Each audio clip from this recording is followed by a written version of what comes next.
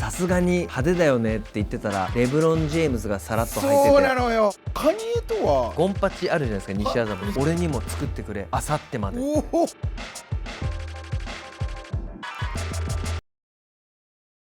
皆さんこんにちは。 GQ スニーカーホリックス MC のアントニーです。さあ今回のスニーカーホリックは音楽界そして世界のファッション界の最前線で活躍する方にお越しいただきました。ファッションブランドアンブッシュの CEO でありアーティストのバーバラさんです。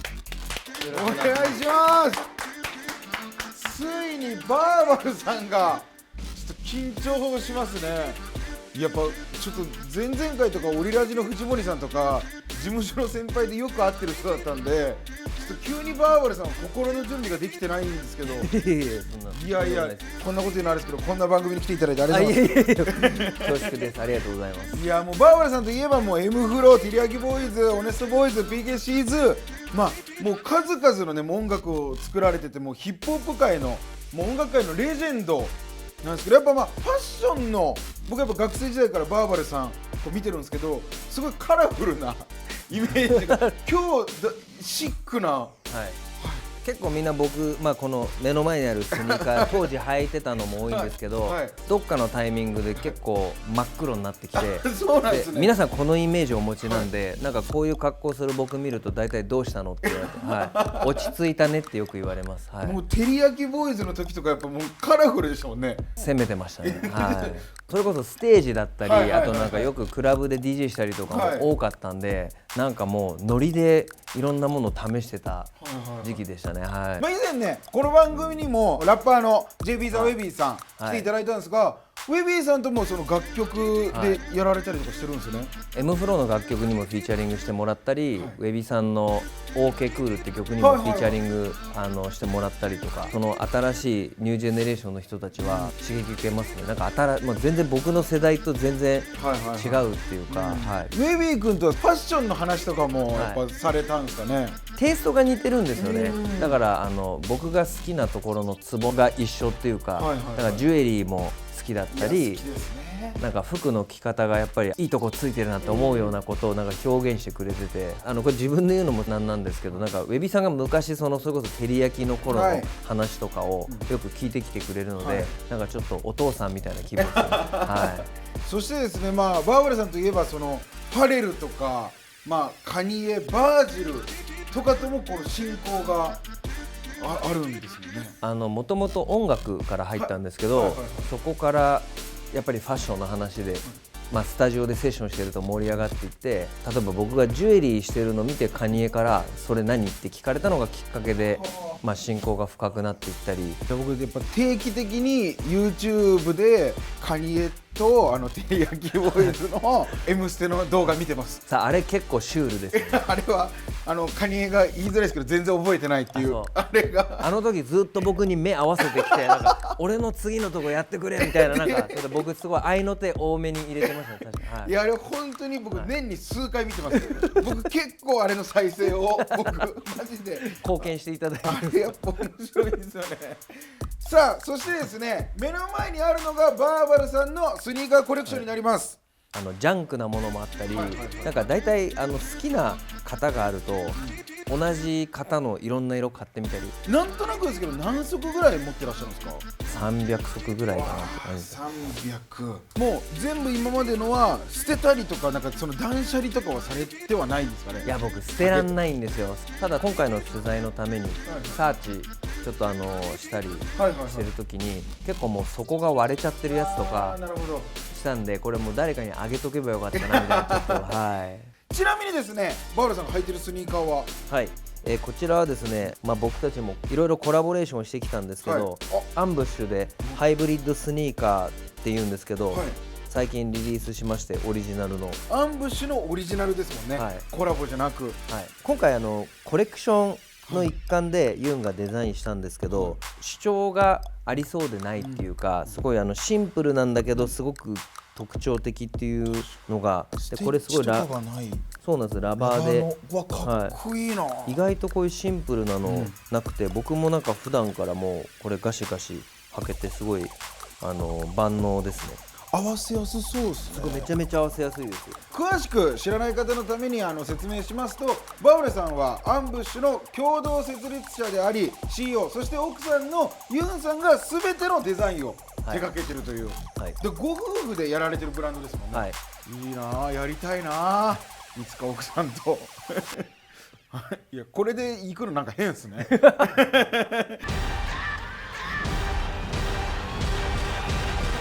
ではおお、こちらです。はい、ナイキとアンブッシュでコラボレーションさせていただいた、すごい一見シンプルかつ、はい、普通のダンクとはちょっと違うモデルなんですが、はい、この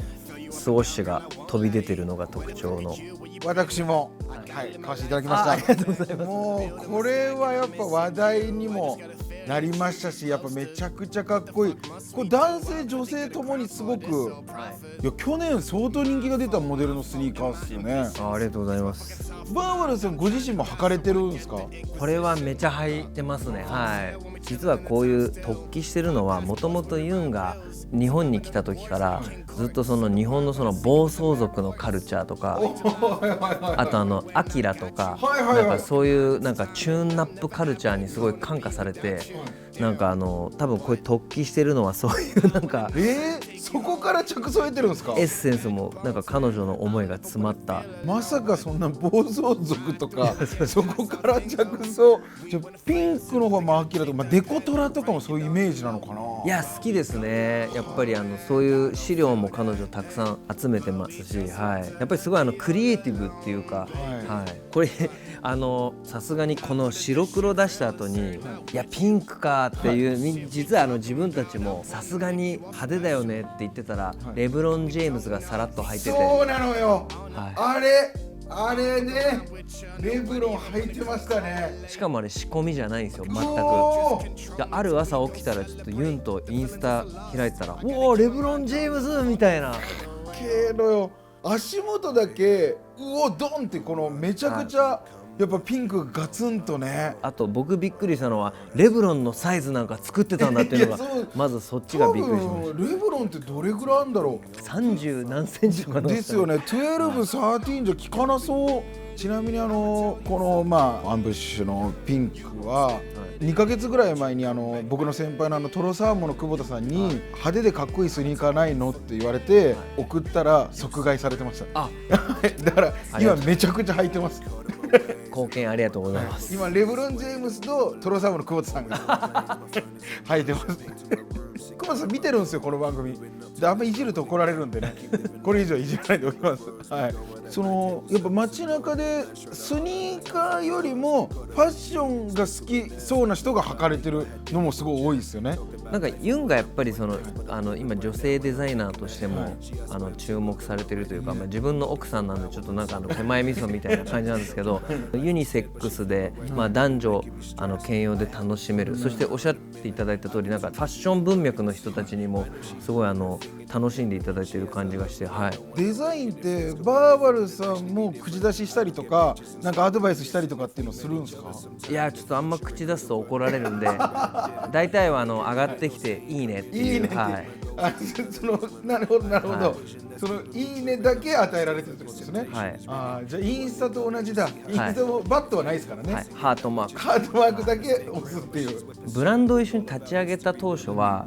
やっぱり自分もデザインの案とか一緒に上げてたんですけど、どんどんやっぱり、彼女のビジョンが強くてデザインソースも一貫していて、やっぱりすごいイケてるので、はい、そっかそうだよね、じゃあちょっと僕黙っとこうかなみたいなそういう感じに、はい、なるほどなるほど。そしてなんかもう一足、はい、思い入れの強いスニーカーがあるってことなんですけど、はい、実はナイキは相当前に1回僕個人的にコラボレーションさせていただいてまして、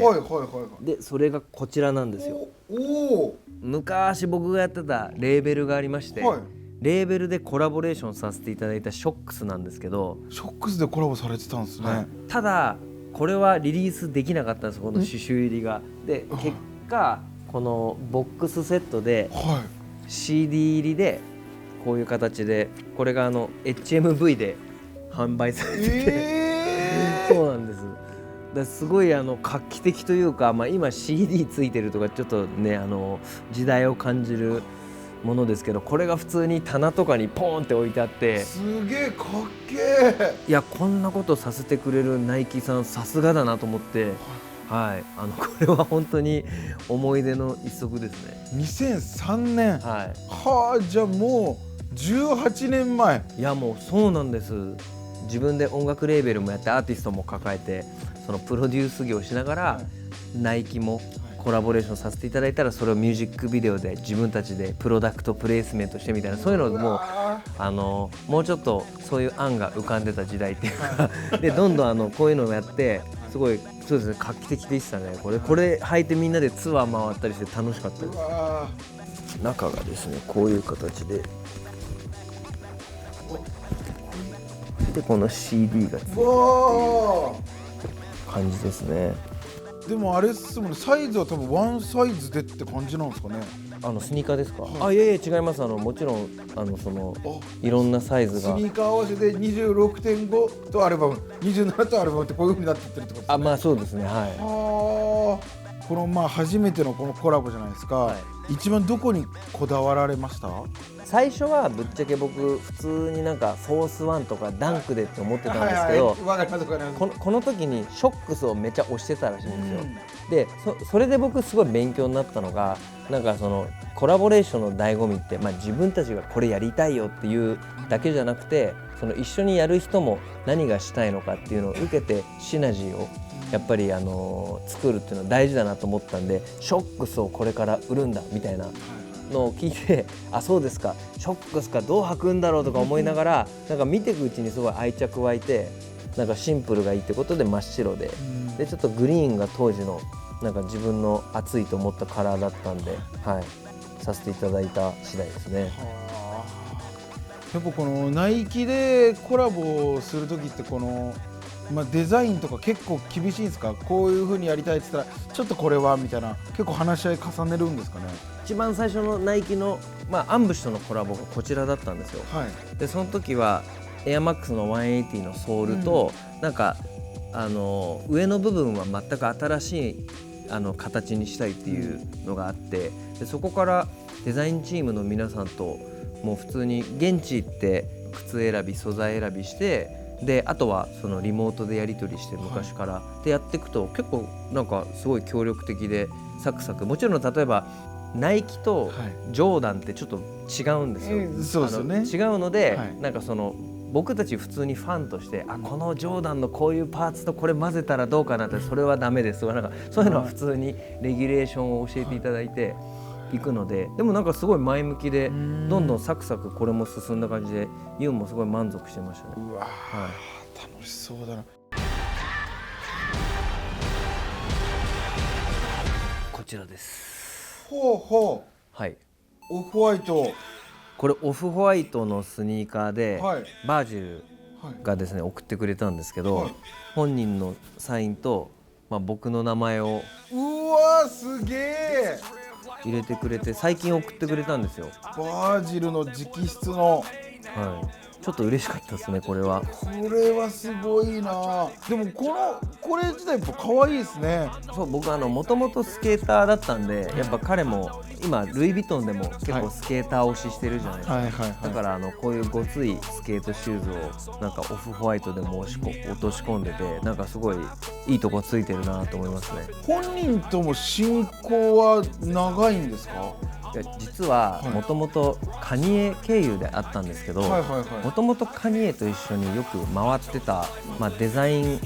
を、クリエイティブディレクターみたいな感じでお仕事してて、カニエがフェンディのデザイナーになりたいって時にバージルがその形にしたり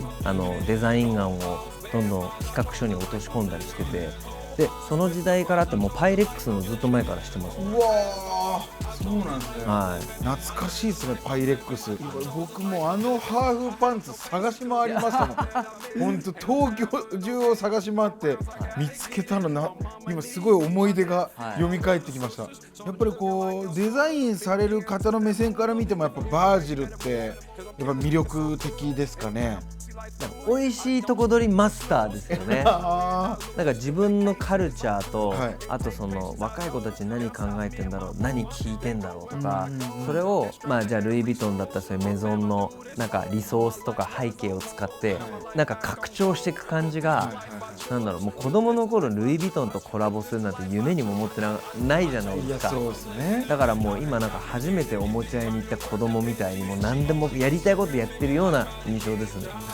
るほど。しかも攻めてるけどルイ・ヴィトンだからあいっかみたいになるっていうのがなんかそこもなんかいい意味でずるいなっていう。どんな人なんですか？もうなんか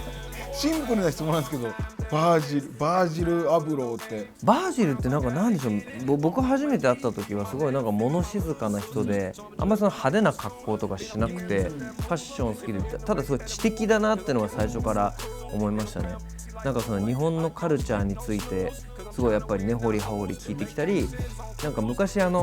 彼もシカゴ出身でRSVP ギャラリーって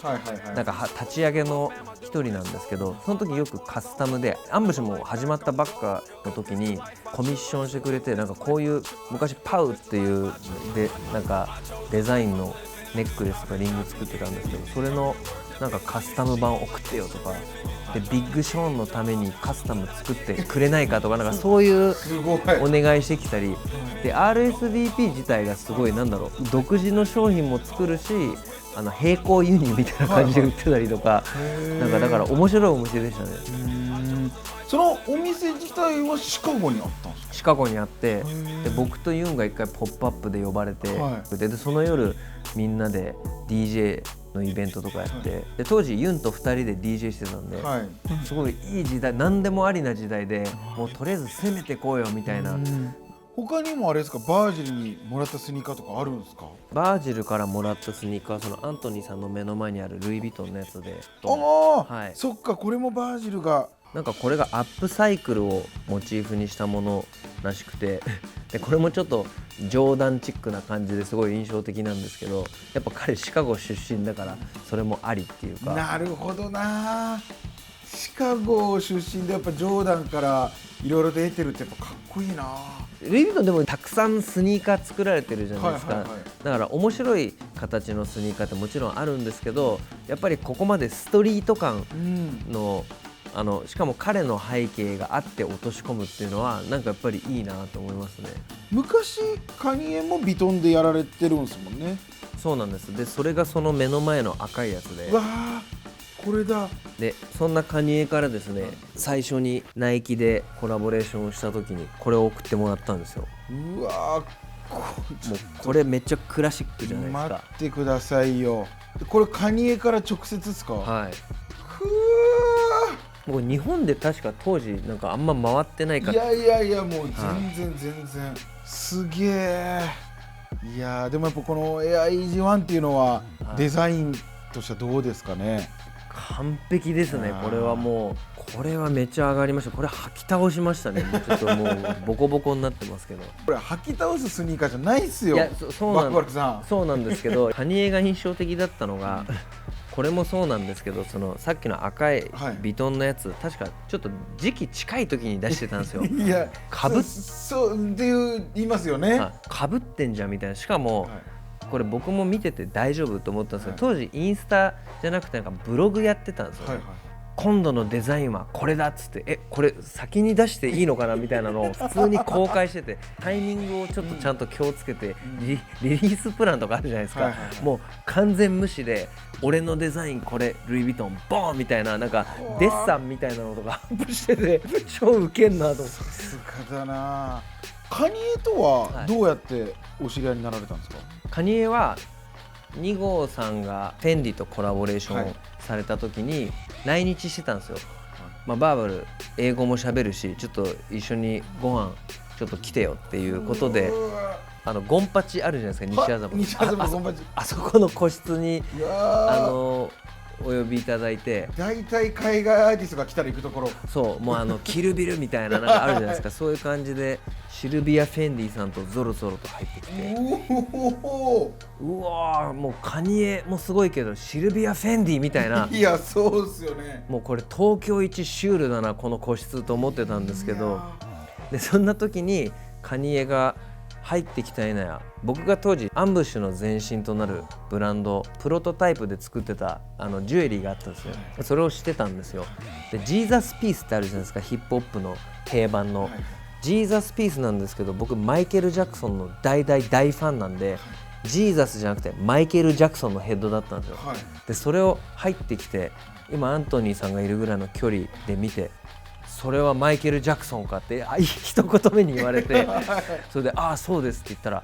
それはどこのブランドだって言われたんで、これ僕が作ってるんですって言ったら、俺にも作ってくれ、あさってまでって言われて、いやあさってはちょっとさすがにって話だったんですけど、そういきなりボーンって依頼を受けたのが最初のカニエとの出会いです。すげえ。じゃあもうカニエにもやっぱ刺さったんですね、すぐ。うわってなって。その何が嬉しかったかって、ジーザスピースをマイケル・ジャクソンにするって、まあちょっとくだらないっていうか、それマイケルっぽい、マイケルウケるっていうぐらいだったのが、カニエ・ウエストにぶっ刺さったっていうのが超最高だなっていうか、この人分かってるっていう、まあ当たり前なんですけど、ちょっとツボが一緒だっていうのが嬉しかったですね。でもあれですか、それで後に、作ってやっぱカニエに渡したんですか？カニエってやっぱ面白くて、普通ゴールドとかでジュエリー作るじゃんみたいな話とかすごいブレストするじゃないですか。例えば全部塗装したらどうなるんだ、地金を例えば18金をとか言うんですけど、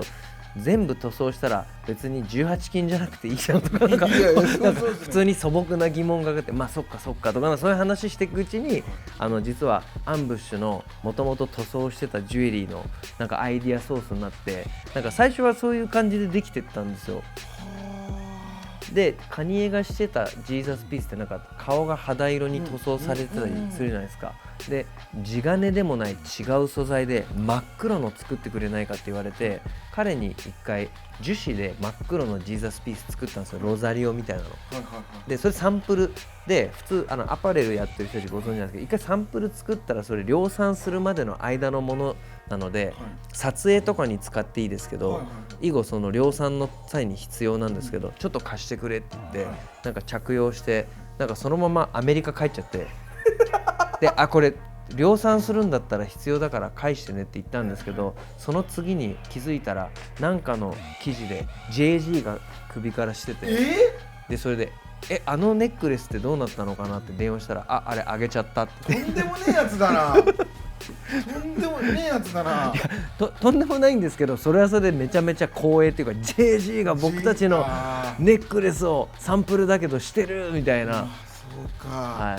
すごいな、すごい話だな。いやもうやっぱりもう天才だなと思いますね。でも今のそのジュリの話とか聞いてても思ったんですけど、確かに自分自身で銀色になって、なんか銀色に塗装してる時ありましたもんね。カニエが自分大統領になるって言ってる時点でもうなんかもうこの人行くとこ行ったなとこ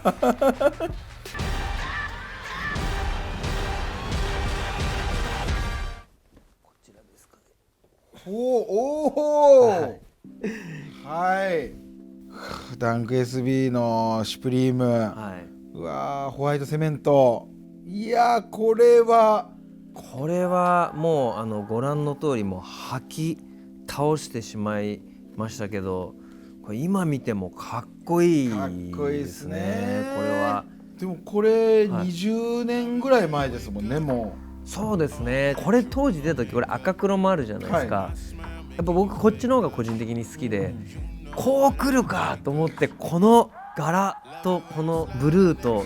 全てがもう完璧すぎて、かっこいいですよね。申し分ないですね。これはもうあれですか、人生でもトップクラスに履いたスニーカーですか？これはトップクラス入りますね。セメントプリントしたいじゃないですか。でもこのバランスってなかなか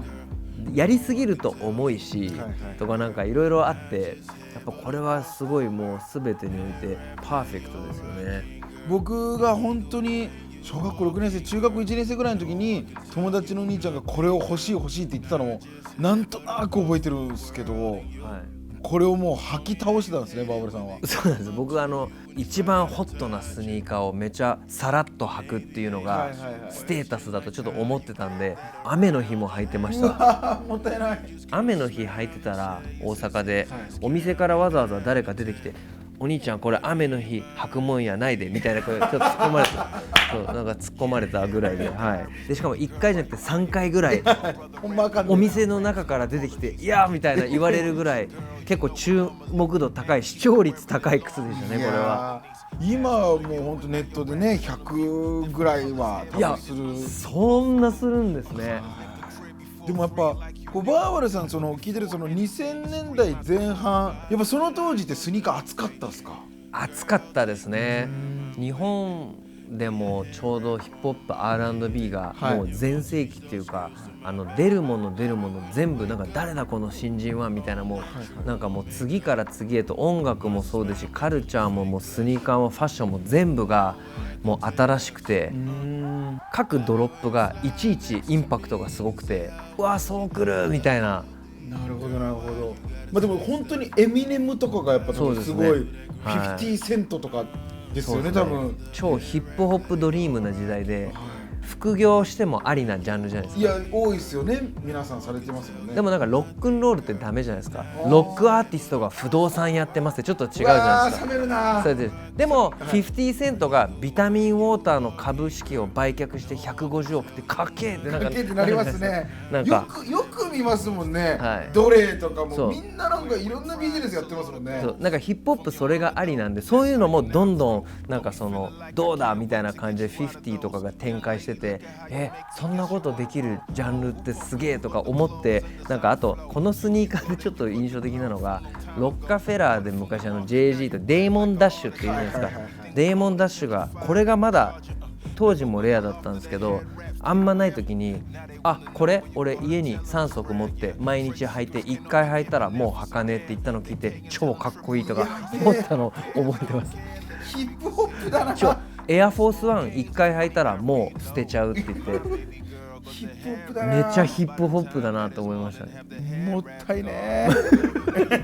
そうですねあんまりちょっと今の SDGs 時代はちょっとウェルカムじゃないトピックですけど当時はかっこいいなと思いましたね。まあ成り上がって自分で手に入れたお金でね、はい、買って、はい、まあやっぱなんかヒップホップの美学みたいなのを感じますよね。そうですねはい。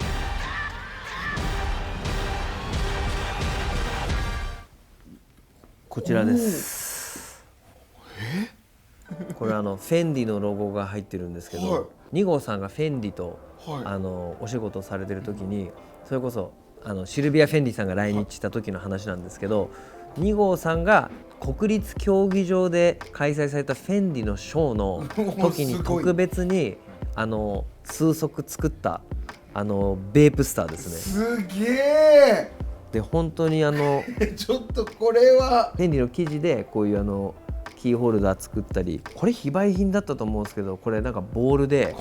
僕たちがステージから客に投げるようなすげえ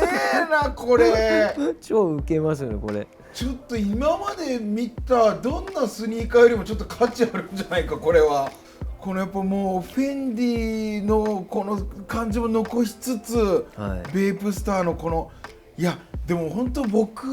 が10代15歳ぐらいの時に、はい、ベープスターって憧れのスニーカーだったんですよ、はい、やっぱり当時エアホースとか履いてる僕からしたらちょっとやっぱ定価も高いじゃないですか。あそうですね。でそれこそやっぱり2号さんバーバラさんとかも履かれてるの見て、かっこいいけど手届かないなっていう。そうですね当時これもありましたし、はい、ちょっとそこにあるダフトパンクのこれダフトパンクのやつは左右でカラーが違くて最近ちょうどなんか、ねはいはい、その解散というかちょっと一回話題になったダフトパンクのロゴが入ってるやつでテリヤキボーイズがヒューマンアフターオールってダフトパンクの楽曲サンプリングして、はいはい、楽曲作らせていただいたんですよ。だからちょっとそのタイミングでこれも作っていてこれもすごいんですけどやっぱりこれはちょっとそうですね。現代のイベントとかもいろいろやってるんですけど国立競技場のど真ん中にパコッなんかボーンとなんかその館があってその中でパーティーが開催されてたんですけどそこまでの動線が普通の店舗みたいになってハンドバッグいっぱい置いてて好きなの持ってっていいよみたいなそんな感じでなんじゃそらめっちゃバブリーバブルだめっちゃバブリーだと思うなすごいぶっ飛んだイベントでしたね。でそれでその時に僕たちこういうの持ってお客さんに投げたりとかして、でそれが素敵なのが、僕アメリカの大学行ってたんですけど、はい、ライブとかしに来るんですよ、学園祭に。はいはい、KRS-1 来たり、当時流行ったらフージーズもライブしに来たりしたんですけど、でなぜかテニスボール投げるんですよ、客に向けて、はいはい、サイン入りの、はいはいはい、だからなんかそういうモチーフなのかなとか。ニコさんとはもう本当に長いんですか？もともとてりやきボーイズのスタートの時から、最初はメンバーのイルマリ君とリョウジ君とワイズっているんですけど、はいはいはい、イルマリ君が最初なんかその2号さんのアルバムに参加するから、ちょっとバーバルも一緒にバース入れてよみたいな、はいはい、で昔からみんな仲良くて、はい、昔あったナッツってクラブがあったんですけど、そこでよくみんなで飲んで遊んで、なんか酔っ払うとブース入ってわーって歌い出すんで、みんなで歌ってるけど曲ないねっていう時にてりやきボーイズみたいになって、曲なんかこれをきっかけにクラブでやってこうみたいなのがどんどん広がっていった感じです。なるほど。もうめちゃくちゃ僕10代の時にその侍とかの後ろの方のクラブ情報みたいなスナップでバーバレさんとかがライブしてる映像見てました。懐かしい。ナッツってありましたね。ナッツはすごい良かったんですよ。渋谷ですよね、はい、すごいヒップホップっぽい箱ですよね。もうめっちゃヒップホップで、なんか今では考えられないメンツがもうしょっちゅう来ていて、なんかもうダス FX キャンプローとかもうしょっちゅう来て、元取れんのかなこれみたいなアーティストたくさん来てて、すごかったですね本当に。そこからのノリで、じゃあみんなでちょっとやろうよっていうのでてりやきボーイズが。そうですね、2号さんがそこからなんかじゃあもっと曲作ろうよっていうので、それこそダフトパンクからトラックをゲットしていただいて、ビースティーボーイズから来たりとか、もう次から次へとすごくて、どうやってそんなところから。その音楽業界とファッション業界の垣根を越えて、あと当たり前を全部覆してたんで。そうなんですよ、おっしゃる通りで、どうやってやったのみたいなのが当時さらにっていうか、今ってリモートでじゃあインスタで DM してみようかみたいな、そんなテンションじゃないですか。もう当時そういうんじゃなくて、本当にまさにどうやってやったのっていう感じでしたね。すごいな、すごい。なんかこういうことです。本当に GQ スニーカーホリック、もうこのスニーカーとこのやっぱカルチャー、ヒップホップ音楽、もうなんか全部を今日なんか一本じゃもったいないぐらいの感じですね本当に。でもやっぱり当時やっぱ今よりももっとこういろいろ熱かったんですかね。いや、今は今でめちゃめちゃ楽しいんですけど、当時は今とちょっとルールがまた違うっていうか、はいはい、僕は M フローやっていて、はい、じゃあリップスライムやってるりょうじくん、イルマリくんたちとなんかグループ作って、僕 ABEX ってレコード会社なんですけど、そのテリヤキやるときユニバーサルっていろんなレコード会社またいでやるとか、全てにおいて新しいルールができていった感じがして、なんかそれもそれですごい楽しくて、てりやきボーイズ通していろんな、それこそカニエとかファレルとか出会って、なんかスタジオで曲の作り方も勉強できたり、それまで僕歌詞カードに歌詞書いてスタジオ入ってたんですけど、ファレルとかカニエは何もフラッとブース入るんで、歌詞とか書かないの、俺はそういうじゃねえみたいな、それでなんかいきなりポンとラップしだしてうわかっけえみたいな。でもやっぱり、僕は知ってましたけど、やっぱあの頃からカニエとかファレルが日本でもこうちょっと身近な存在になりましたもんね。やっぱりそのファッションアイコンとしてもクロスオーバーできたんで、それこそファレルが表紙に載ったり、カニエが載ったりしたっていうのは、彼らのその日本の人たちへのリーチになった強みでもあったのかなと思いますし。すごいな。それでは、最後になるんですが、バーバルさんにとってスニーカーとは何ですか？僕にとってスニーカーはその時の思い出の瞬間ですね。やっぱり一つのなんかモデル、なんかある配色、を見ると、やっぱりすぐその瞬間に当時に戻って、あの時こうだったんだよとか、やっぱりなんか写真と一緒であの時こうだったよねとか、今日いろいろお話しさせていただいたものがすごい蘇ってきて、もう忘れかけてたものがそうだったね当時みたいな、なんかタイムマシンみたいな感じですよね。うわー、過去を思い出させて連れてってくれるっていう。もう本当になんかあの時のイベントこうだった、カニエとあの時こんな話したとかなんか思い出すので、そうですね、今日改めてそう思いました。うわー、いやなんかすごいです。本当今日はなんかこうスニーカーのことだけじゃなく、そのバーバラさんのこの、いろんな方とのなんか歴史とか、ちょっとこのストリートカルチャーのこともたくさん聞けて、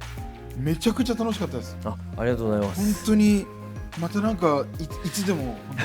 ぜひ来てください。本当バーバラさん、ぜひぜひアンブッシュから出るスニーカーとかも僕、買わせていただくんでよろしくお願いします。お願いします。ありがとうございます。いやもうめちゃくちゃ楽しい回でした。なんか自分で言うのもあれですけど、神回でした。いやでも本当にバーバラさん来ていただいてありがとうございました。ありがとうございました。ありがとうございました。皆さん、今回のスニーカーホリックスはいかがでしたでしょうか。面白いと思った方はぜひチャンネル登録をよろしくお願いいたします。そして GQ ジャパン YouTube チャンネルは他にも様々なビデオを公開していますので、ぜひご覧になってみてください。それでは次回もお楽しみに。バイバーイ。